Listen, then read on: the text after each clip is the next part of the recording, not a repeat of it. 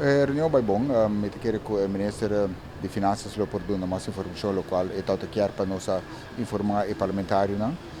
Pero sim, agora explicar tanto do Belastingdienst como do Duana, que está e cambio não que também tem e que é também ficar para nós belastingbetalers. Local agora informar que está com BBO bij invoer, lo não afetar o preço, mas sobre que somente o momento van heffing te worden gehaald die no momento que costam worden vendi, para o momento que worden importar. E com o BBO bij invoer, lo turcos que está vrijgesteld, também lo queda van toepassing. Pero esse é basicamente o qual eu vou informar. Está tem preocupação, pergunta na Scarpio?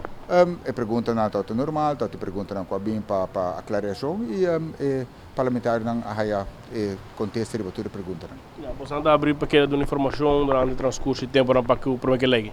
Seguro que sim, me quero que de caso de parte de informação e comunicação tem plan que eu vou trabalhar e me quero aqui tá me pode dizer que é parte de Belastingdienst vai trabalhar o plan e conjuntamente lo dona toda a informação necessária para paciente toda gente está na altura de que vai estar cambio não que prospera e com esta hora assim é Canadá, dus me quero que esta prometo que beira conheci tá chega na tu full pueblo por full tour informação do ministério.